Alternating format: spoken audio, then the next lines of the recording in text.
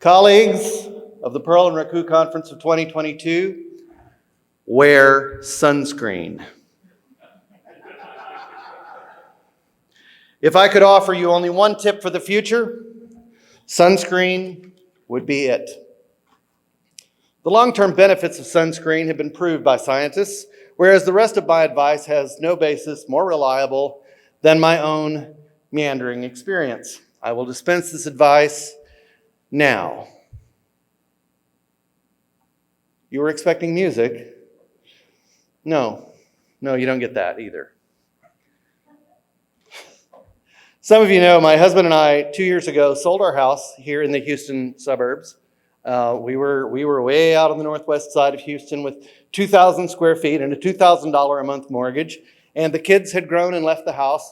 And we both kind of had this aha moment about how foolish that was. And so we sold the house and we bought a travel trailer. And we travel around the country in it. This is us near Winslow, Arizona, the first fall we were doing it. And that's the morning of the first freeze that we had to deal with. It was very, very cold that morning. For the first time, we were just like, oh my goodness, this is not all right. But a few weeks later, we were at the Grand Canyon. And we have seen some amazing things in 2 years. While we were at the Grand Canyon, one morning it was pleasant and cool, and I had the window open. And the screen was even pulled back. And I'm clattering away on whatever I'm doing for work.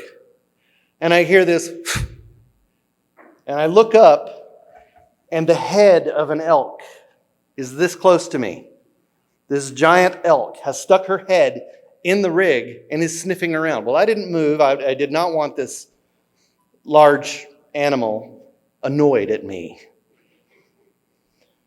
It's kind of like annoying a trucker on the road. Do you really want to do that? And after a moment or two of sniffing around, she backed out of the rig. And I stuck my head out the window, and right by the bumper was her calf, who was absolutely adorable, sniffing around and looked up at me, and it was this wonderful thing that I had never had the opportunity to experience before. Getting to encounter things like that and seeing things like this, I never thought I would be able to do that in my lifetime. I'd never been to the Grand Canyon. But it's not all mind-bendingly amazing experiences and Instagram-worthy photos. Sometimes it's a backseat driver giving you static. This is our dog, Henry, and he was, in fact, giving his father static because there was no more treats in the truck at the time. We have learned some important things, though. In doing this for the last 2 years, we've learned some important things. Every article of clothing that you own will acquire an amazing array of wrinkles. Yeah.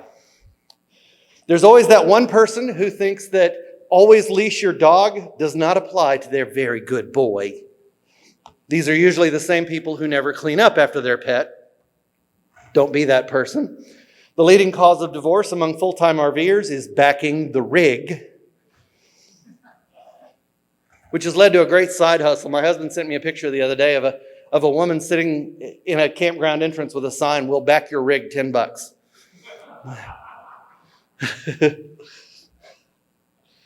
Bad weather and bad neighbors are temporary. Ants, however, are eternal. Mike's nodding knowledgeably back there. Yes, we know this thing. All RV Wi-Fi sucks. Every RV park that has Wi-Fi will brag about how amazing their Wi-Fi is. And it's all lies. It always sucks. Sometimes it sucks slightly less.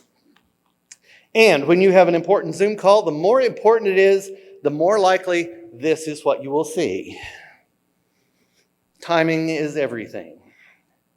The measure of a good shower has nothing to do with its temperature or duration. It has everything to do with water pressure and whether or not you can leave the water running.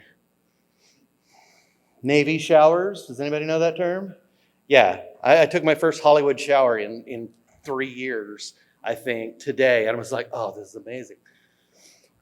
And evolution has given humankind shins so that we can find this in the dark.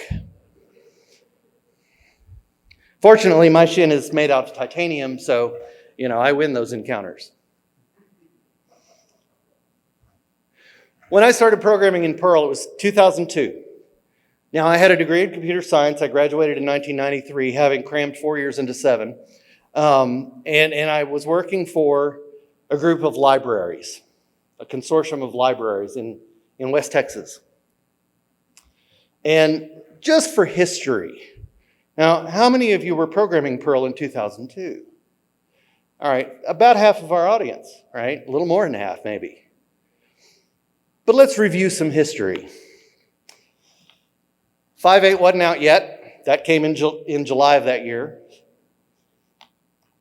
cPanel was less than 7 years old. The Perl 6 design process was only 2 years old.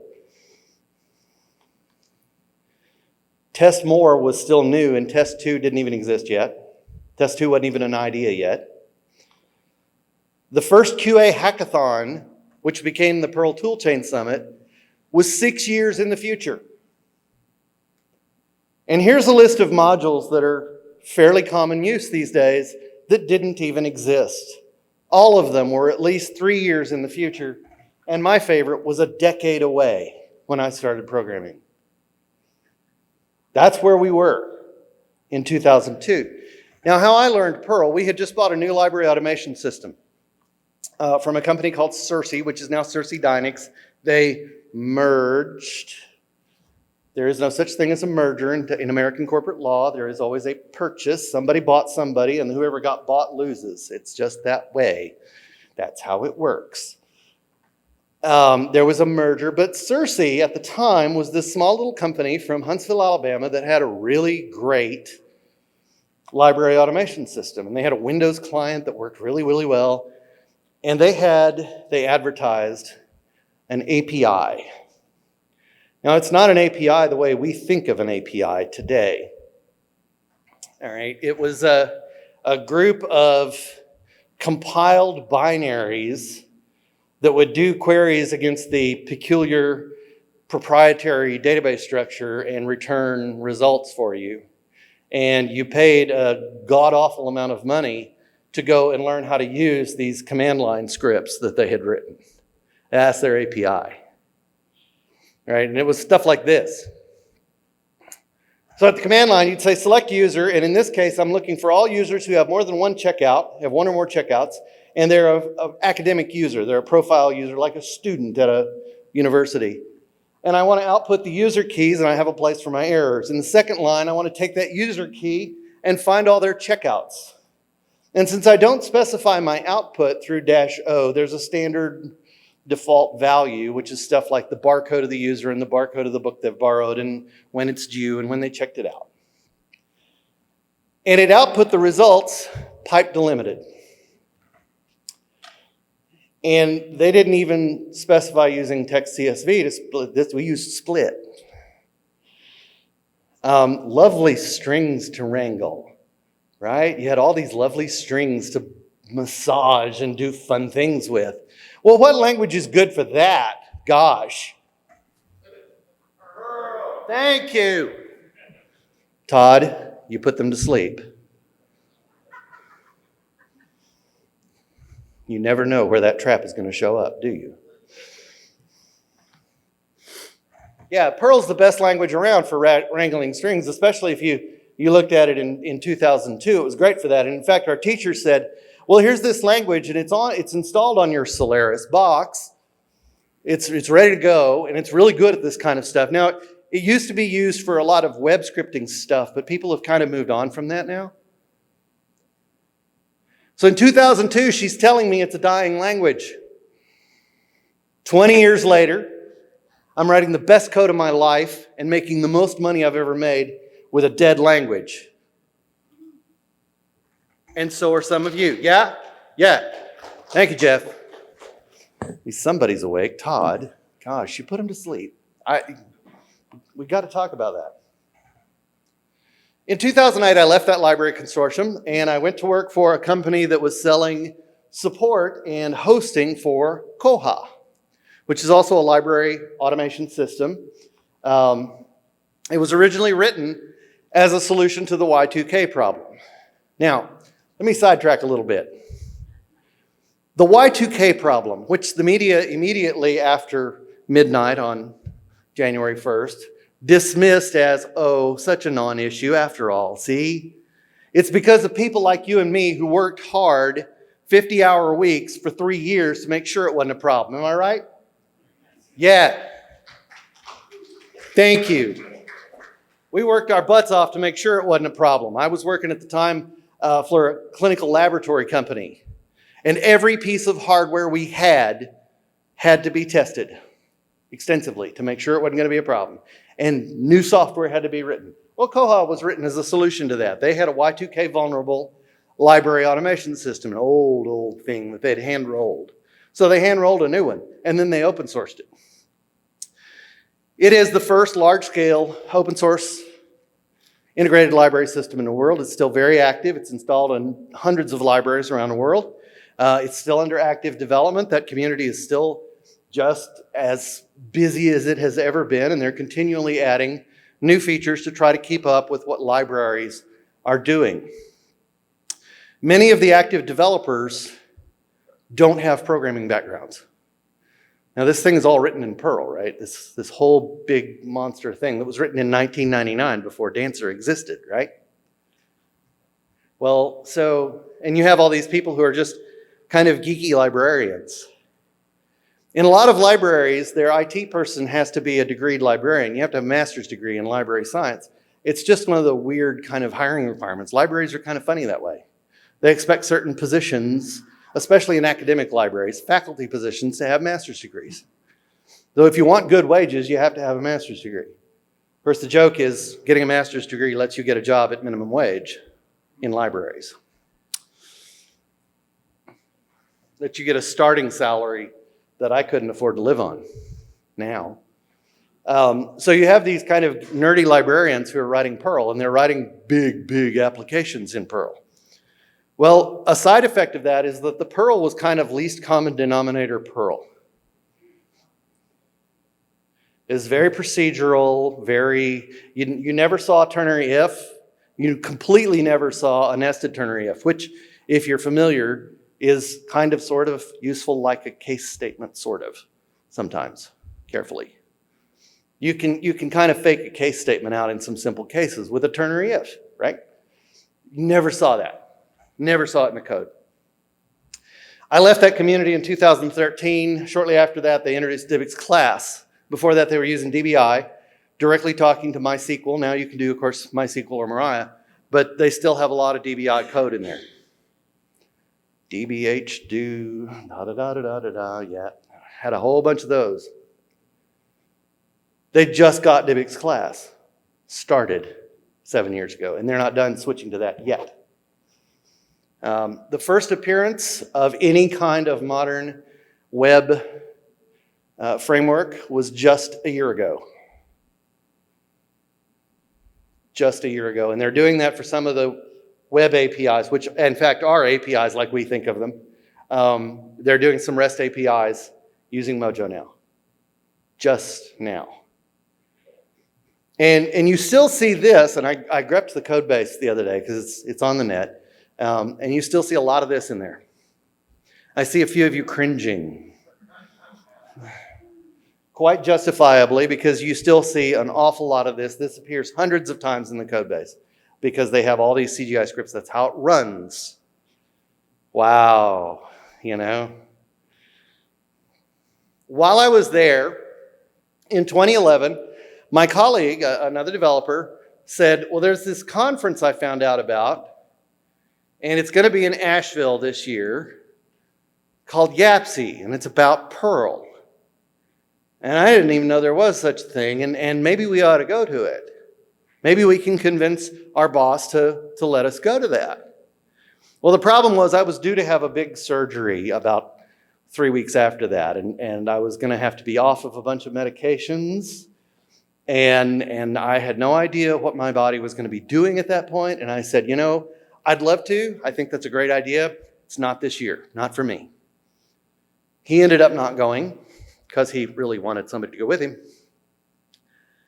And the following year, I convinced my boss to go halvesies with me, and I paid my own way, and he reimbursed part of it.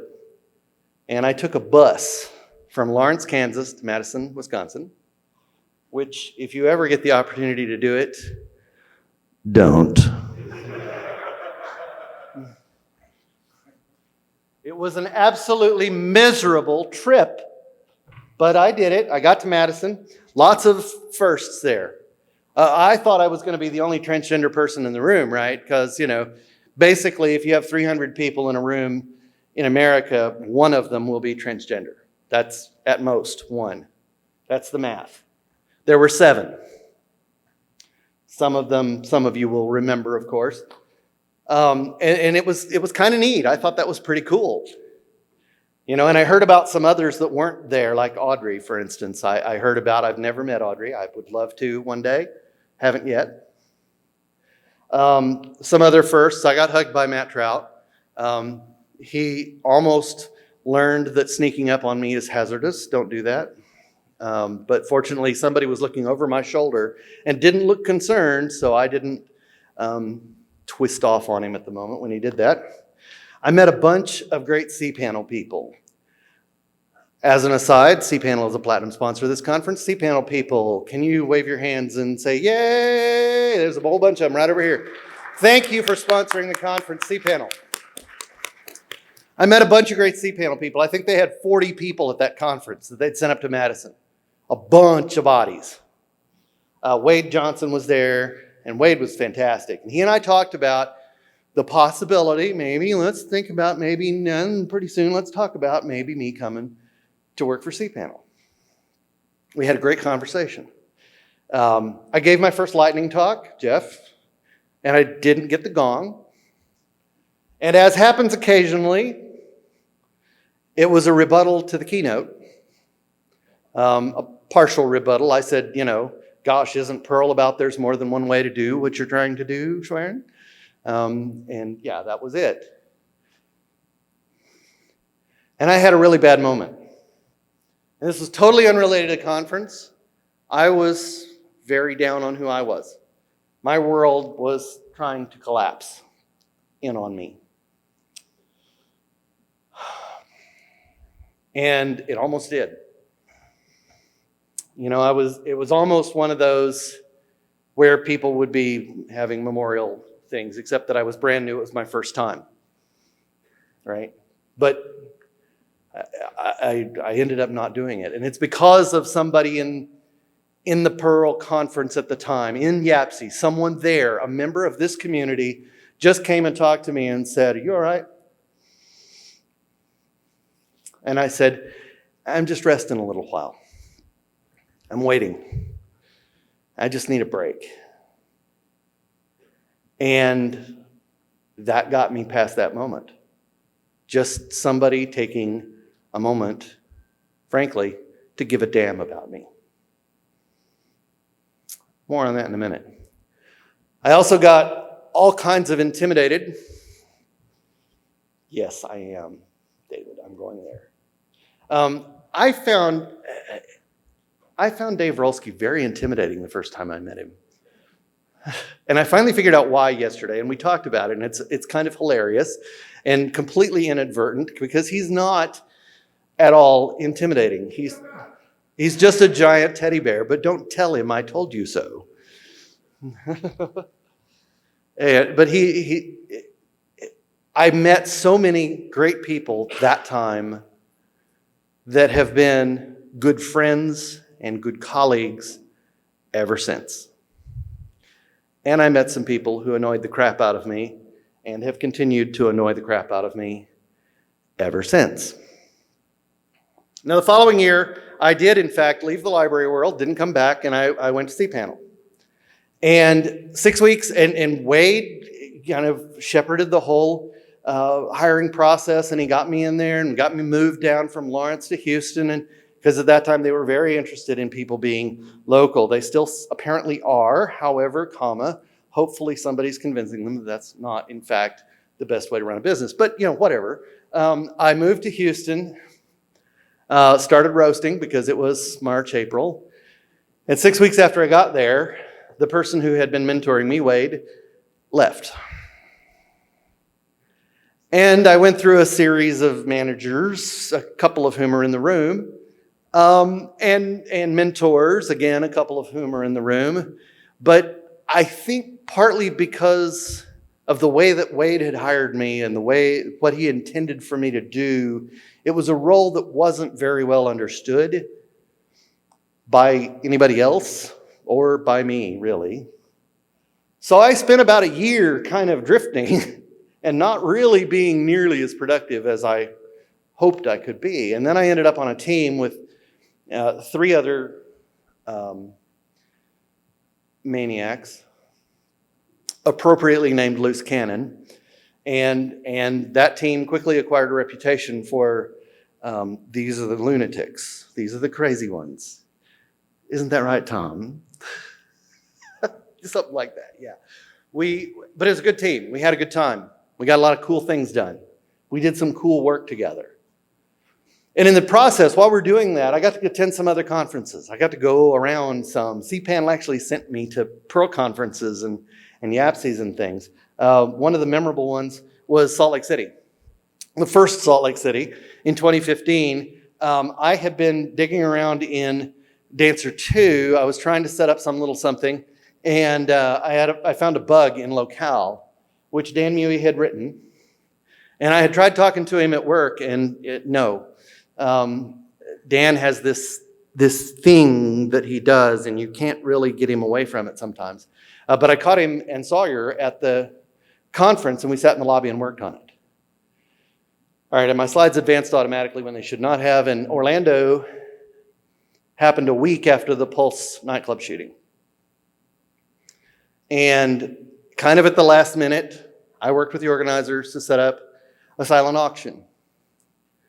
And so many people brought things to donate to that auction, both technical and non-technical.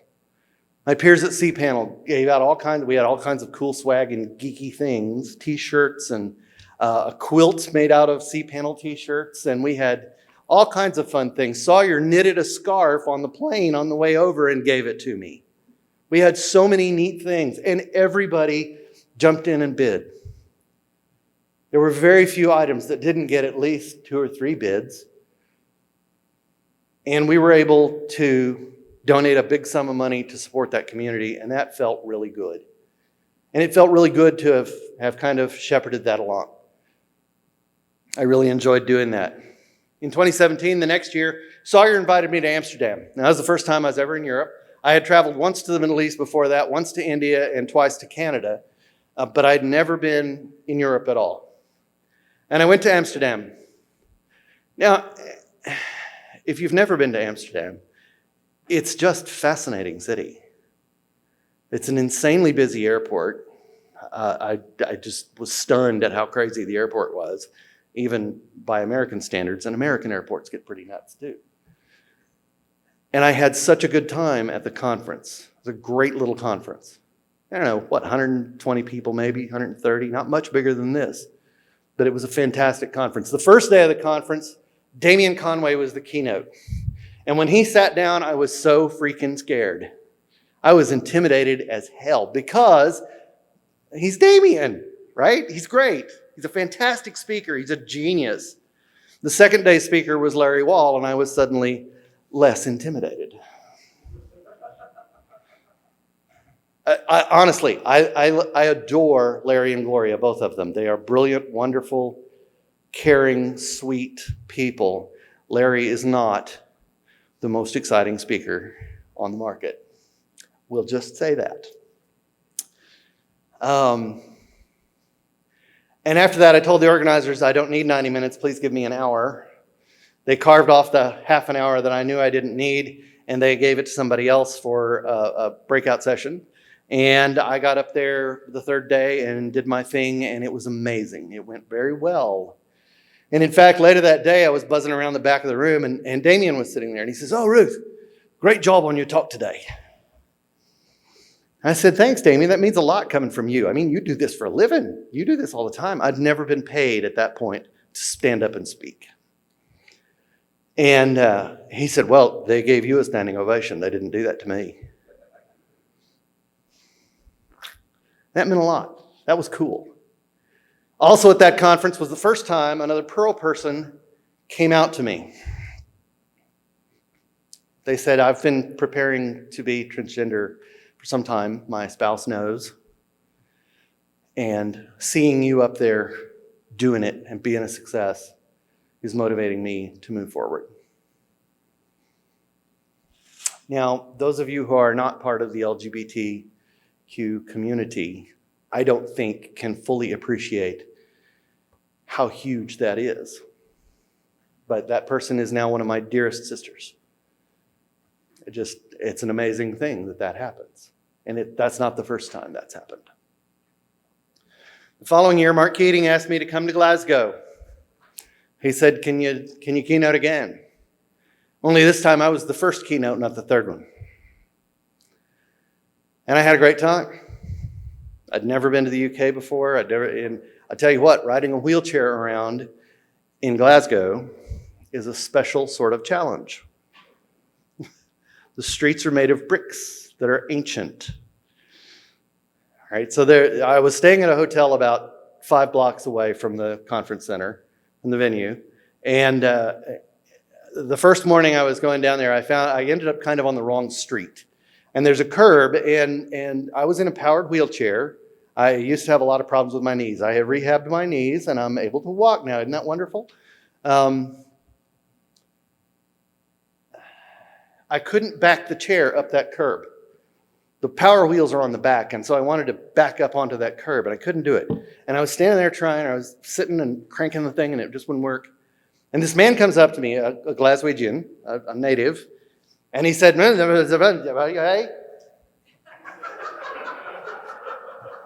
in Glasgow, they speak English, right? So they say. But the Glaswegian accent is completely foreign to me. They might as well be speaking Swahili. And he points at the chair, and I said, yes, I would love a little assistance. Thank you. Just grab that handle there and pull up. And he said, oh, yeah. He pulls up, and I get over the curb, and I turn around and I said, thank you so much. I appreciate it. And he said, right, tomorrow. And I took that to mean tomorrow, try the next street over. Because it turns out the next street over was, in fact, better, slightly. I was able to get over the curbs myself there. At Glasgow, when I got down from the stage, when I finished my talk and sat down, I was in a weird, strange headspace. I get that way occasionally when I speak. The bigger the audience, the more likely that is. And that room was really, really small for the number of people we had in it. It was at capacity. The room was not licensed for more bodies than we had in it, so it felt really crowded. It was low ceiling. It wasn't a big ballroom like this. So it felt really crowded, and I'd just done this really intense talk, and I sat down, and I was in this weird space. And Jeff Goff comes over to me, and he says, Ruthie, are you all right? Now, I said it quicker than he did. There was always a lot of stuttering in the middle of it. And I just shook my head no, and he said, do you want to go back to the hotel? He said, let me get my bag. And he got his bag, and we left and went back to my hotel, and he waited in the lobby, and I went upstairs and changed clothes and washed my face and got my head screwed back on straight and came back down, and he said, all right, now let's talk about it. Are you all right? What happened? Because he knew, having known me for years, he knew that something was wrong. He didn't know what. And it was not nearly the kind of headspace that I'd been in 2012. No, it wasn't that. But it was a strange spot in my head. I was angry. I was upset. I was just inside out about a couple of things, and I couldn't really express it in the keynote. And I didn't change my keynote. I said some things that I felt from my heart. And Jeff just did what Jeff did. He cared and listened. And after that, things got better. Now, he was just getting ready to start consulting. Now, where did my images go? There we go. Now we're back where we were. It's probably Nico's fault. Thank you. He was just getting ready to start consulting for a company that he'd found out about, and he said, yeah, I'm really excited about it. I think it's going to be really good for me. And just a few weeks later, he messaged me and said, oh man, they're great. You got to get on with these guys. They are so fantastic. And that led to the strangest interview process I've ever been through, bar none. Also the best interview process I've ever been through. I mean, there's a reason Dave does a talk about making interviews suck 20% less. A 20% less sucky interview still sucks, right? Has anybody had an interview where they felt accepted, loved, affirmed, and respected? All of those at the same time? Doesn't happen many. See how many hands we got up? Just a couple. It doesn't happen terribly often. It's rare to have an interview process that validates the candidate, not push them down. And so that's where I work now for the last 3.5 years. I work for the best bosses on earth. Some of you may disagree with me on that. I will fight you, and I will win. And yes, we are hiring, and he's sitting right back there. Neil, raise your hand, please. Thank you. All right, I started working there November 1st of that year. That was 2018. And I've done it ever since. I work from home. We're fully remote. The plague hurt us a little bit, but not too much. One of our biggest customers is a fabric manufacturer, and that went really, really well. We do business process automation for manufacturing and other interests. And it's fun, cool stuff. We use Dancer 2 and Debix class and give Mike lots of judgy faces because that's what we do. It's a group of people, and some who are with us and some who are no longer, who care about each other, care about the work we do and the clients we're doing it for. And if that's the kind of place you want to work for, go see Mike or Neil sometime during this conference. Do it. I mean it. Because that's what we got. The sum of 20 years. How do you sum up 20 years? You don't really. I don't guess. The sum of 20 years. There's been some happy, there's been some sad, there's been some laughs, there's been some anger. It's a microcosm of life, right? It's just a small subset. You know, we spend basically a third of our life working, a third sleeping, and a third working, some of us. But it's a slice of life. You know, it can be really frustrating, and it can be really joyful, and it can be amazing and breathtaking, just like going to the Grand Canyon and meeting elk up close. It can be wonderful. It can be frustrating like a flat tire in a desert road. Yeah, all those things. It's still the same stuff. I think it is worth talking about a couple of specific individuals at this point. First, this one. Some of you, yes, I heard some applause start. Bring it.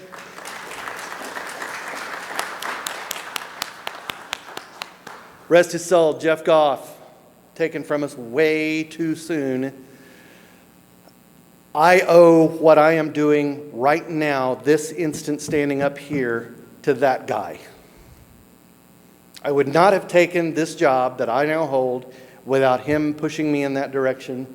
They would not have hired me without him pushing me in their direction. And I would not be the developer or the person that I am now without that guy in my life. There it is. It's just that simple. And that's what can come out of this community, is somebody like that.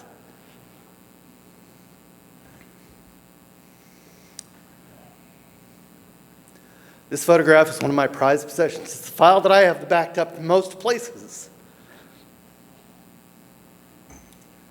This is right after I spoke at Amsterdam. And Mark Keating was sitting right here, and David Adler was sitting next to him, and as soon as I finished, Adler was on his feet. And that happened. And that is what our relationship looked like. We were there for each other, and he was so sweet and so good to me. That's what can come of this community. Friends that you can care about that much. All right, Mark Keating took that picture, I think it was Mark. He was sitting right down there and just happened to reach up and pop it. And then he emailed it to me later, and he's like, I think you want this. I said, you know me too well, buddy. You know I want that. Now, reminiscing. Reminiscing is kind of fun sometimes, right? But what's the takeaway? What do you get out of this? I mean, this has all been fun, and some of it's been funny, but what's the takeaway? Well, how do we get those good experiences for more of ourselves and for more of the people who aren't in the room, the developers back at home who didn't come to the conference with us? How do we get that for more Perl developers, both the existing ones and new ones that we may find along the way? Well, the case can be made that it's totally a technical problem. You know, Perl doesn't work well on mobile, and it doesn't work well in this kind of platform or that kind of platform. That's true. And it doesn't. And the Perl steering committee and that group of people can work on those kinds of things. It doesn't have built-in object-oriented, it just has bless. Well, we're working on that, in fact. I wish Curtis was here to talk about it. But, you know, losing your passport. What? Okay, enough. I would, you know, ironically, I wish he was here so I could give him crap about that, but, you know. He'll see the video, yeah. And okay, Curtis, just so we're saying. Someone else said that is the most Curtis thing I've ever heard of him doing. I shan't say who because he'll know, because he'll watch it, right?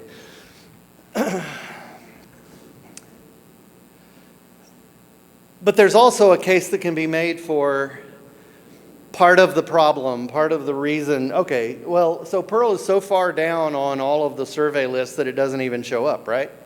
And yet Python, which is only 4 years younger than Perl, remains near the top. Why is that? Well, partly it's a technical issue. And Abigail and I had a wonderful conversation about that yesterday, wherein we both disagreed, and yet we're still very civil about it because that's what we do. But I would submit to you that there's at least a little bit of a person problem there. At least a little bit. Yeah, there's technical issues, but you can do a lot of really cool things with Perl as it is right now. I know that because that's what I do. I do things that make businesses grow. Man, I like it. A developer who is not here, who is a cPanel author, fairly experienced member of this community, told me this. They are not pushing any Perl at work, even though they are in a position to do so, because they do not wish to bring the potential of the harms of a cranky community into the mix. Now, since all communities have these kinds of problems, just about, except, as Dave Rolski says, the Rust community, which is wonderful and nice and perfect, and why aren't we all doing that? Yes, but why add to the problem? Well, how do we fix that? You know, a big part of the human problem, and it's not just about Perl or just about technology or just about it's about human, about being people, is that we have this big case of bystander syndrome. They'll do something. Somebody else will do something that's going to fix all of this. Now, in the case of technical matters, that's very much true. I'm not qualified to be doing that top-level stuff. That's not what I do. I'm an application developer, not a back-end interpreter developer, but there are people doing that. They're not here either, some of them. And Todd was wanting to give some of them static, so incorporate static by reference here for those people. This anonymous cPanel author says this thing to me, this experienced Perl developer says this thing to me, and I wonder what can we as individuals and as a group do to make it better? Well, I need to borrow a little bit from John F. Kennedy. My friends, ask not what Perl can do for you, but what you can do for Perl. What are the things that you can do, and why would you want to? Let's talk about that in just a minute, just for a moment. I have told my boss since about 6 months after I started the job, this is the last job I ever want to hold. How many of you are 45 or older? Hands up. Come on, don't be shy. All right, all of you who just raised your hand are at least halfway through your career, probably at least halfway through your life. Sad fact, there it is. What is your interest? What is your vested interest in doing the things that we do with Perl? And, do you want the community to be successful and want these things to still be available for you to keep doing what you're doing?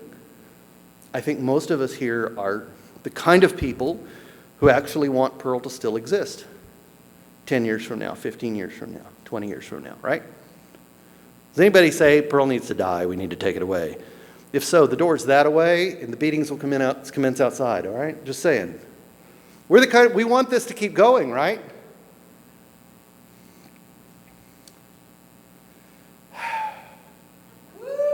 Thank you. Goodness gracious.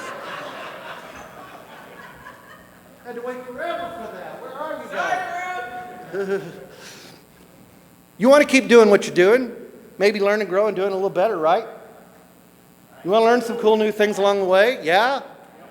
Thank you. Goodness. All right. I told my boss I want this to be the last job I ever hold. None of us are getting any younger.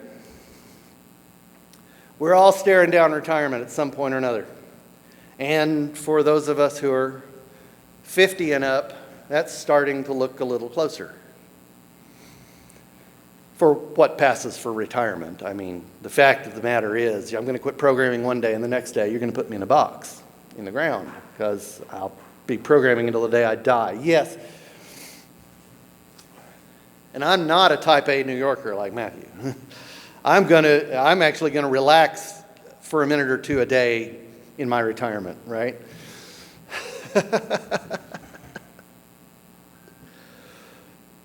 But I have a vested interest in Perl, Dancer 2, DivX class, PostgreSQL, JavaScript, jQuery, DevExtreme, the toolkit we use for our UI, and all the supporting bits that make all those work. I have a vested interest in those continuing and going forward and growing and being improved and maintained. So what can I do? What can Ruthie do to make that happen? All right, I'm in a room full of nerds. How many of us have at least one box at home, turned off, not doing anything, that could run any version of Linux? Thought so. Most of the hands in the room. How many of us have a desktop or a laptop that can run VirtualBox or some other virtualization platform? Or both, right? Want to run a cPanel testing service? Yes, I admit it's still a little arcane, but testing helps. Especially if you want to pick out like an older version of the kernel or a strange OS that isn't used much, or I've got it. Hey, I live in an RV. I don't have room for a lot of junk. I don't get to carry around dead boxes very much, but I've got 2 Raspberry Pis set up as testing boxes. 2 of them. One's a 3 and one's a 4. So it's ARM v7 and ARM 64. Run and test. They don't run all the time. When we're boondocking, power is limited, so I turn them off. When we're on the road, power is off. But when we're parked, I just let them run. And can companies do that kind of thing too? We're actually talking about that, doing exactly that at ClearBuild. Because all our customers are in the Eastern time zone, and they all go home at night.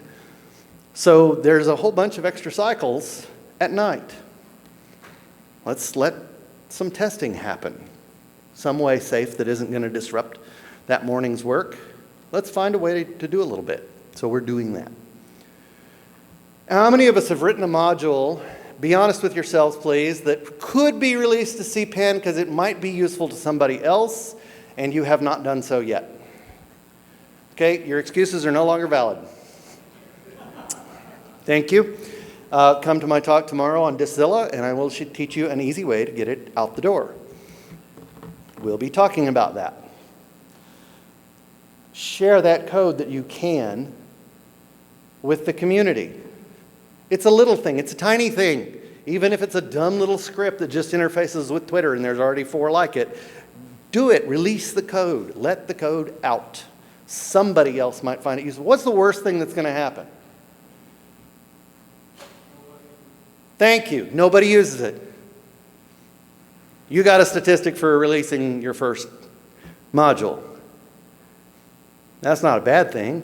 Nobody else uses it. That's not necessarily a bad thing. But you participated. Give back just a little. Does your company write modules that can be released?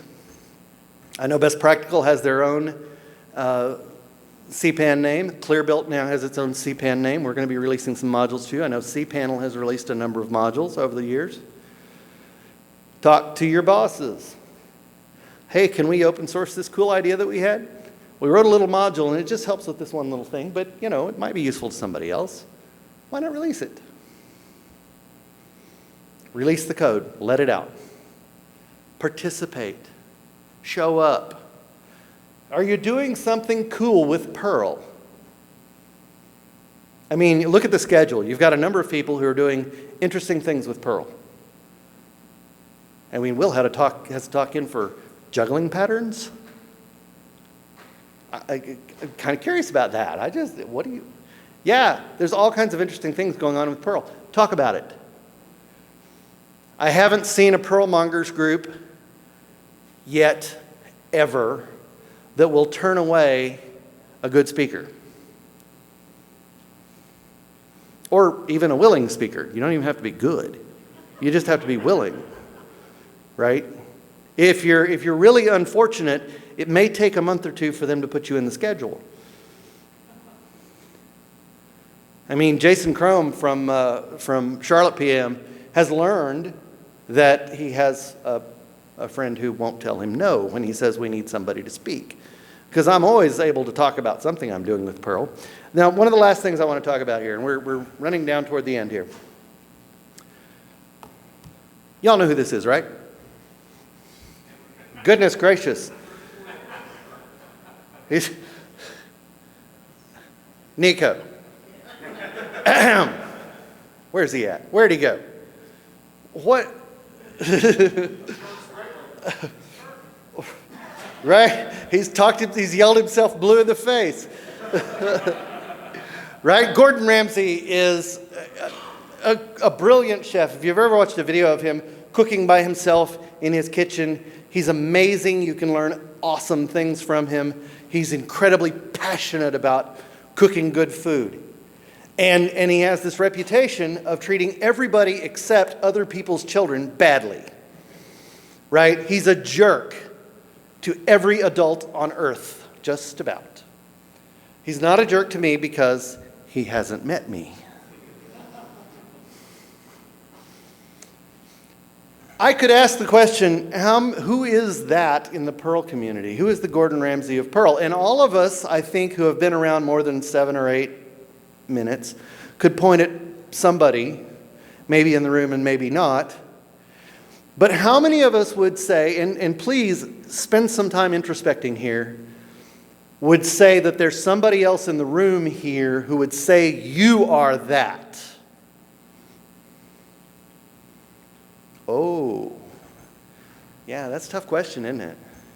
Is there anybody in the room that would think you're the jerk of the community? If so, why? And why on earth are you okay with that? What are you doing that's making them think that? And why don't you please stop? All right, when somebody comes and asks a question, they're trying to learn Perl and they have done something. Look, most things in Perl can be done 7 or 8 different ways. We know that. It's part of there's more than one way to do it, right? That means that any of them that work is a right way. If it doesn't compile, then yeah, that's different. But if it runs, it's a right way to do it. Now, maybe it's not the most efficient way or the most elegant way or the most idiomatic way or whatever, but standing up there and yelling, "You're doing it wrong," is the wrong answer. Always, always, 100% of the time.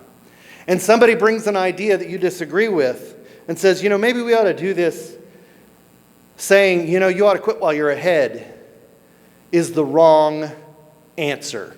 You're just being a troll. Stop. And disagreeing with people is fine. I mean, Abigail and I disagree on so many things. He just has a completely different view on the world in so many ways than I do. And we disagree on so many ways. But I am not going to call him an arrogant jerk.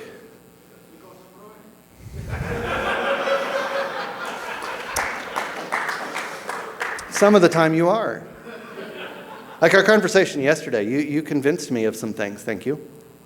And so I've kind of taken that to heart. There have been changes because of it. Larry said this in an email. In 1999, before I was even part of the Perl community, and this is actually in the code in a comment. He was responding to something about changing how SIG-DIE worked, or I don't even remember what, some deep internal thing.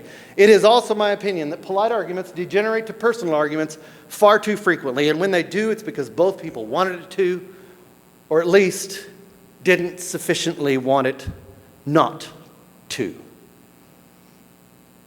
Why does it get into a personal argument? Because you didn't keep it from doing so. And I think what lets Abigail and I disagree so stridently and yet still be such wonderful friends is that neither of us let it get personal. It's not about the fact that he's an arrogant Dutchman. We just disagree. And we can both explain that in a civil way, and we can talk about and we can present the case in a rational, sane way. Why can't other people do that? I wish more people could. The world would be better off and the community would be better off. These trolls, people like that who just yell and carry on and get personal. I had another Perl developer tell me this. I would have to admit that I would have trouble listening to any advice from, and they named somebody, and I shan't, even if it was the fire extinguisher is this way during a fire. The downside to being a troll is that people mentally tag you as toxic, associate you with ulcers, and they stop listening to you for anything, including what might be good advice. Now, for some of us, that's going to be hard because we've been being a troll for years, right? Some of these trolls have been at it for as long as their careers because it's just what they do. And they do it online, and sometimes they do it in person, and sometimes they're really wonderful people in person, but they're really horrible online, or very occasionally vice versa. And I have to wonder, why are they making the choice to be this Jekyll and Hyde? Because it is a choice to do that. If you know how to be a nice person in person, why on earth can't you be a nice person online? It's not that hard, really.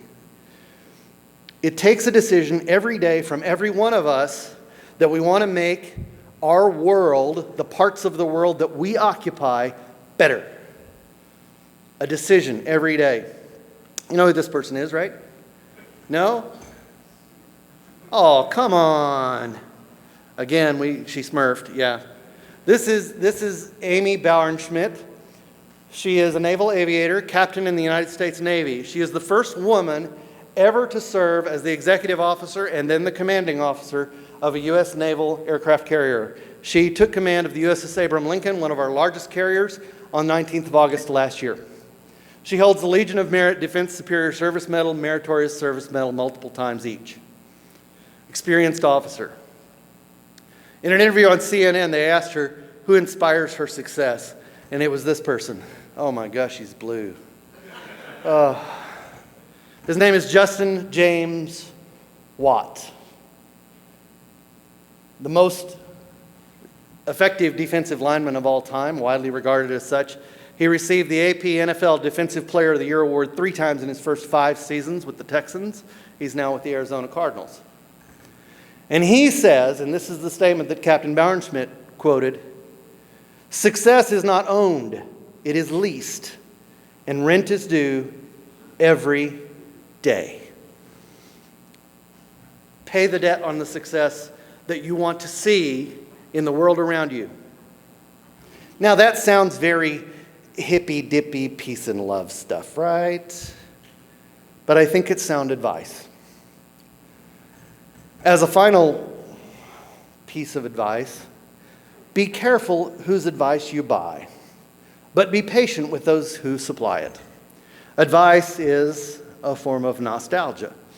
Dispensing it is a way of fishing the past from the disposal, wiping it off, painting over the ugly parts, and recycling it for more than it's worth. But trust me on the sunscreen. I want to thank all of you for being here. I appreciate your presence and your kind attention. Please go in peace with my best wishes for you and the people you love. Thank you.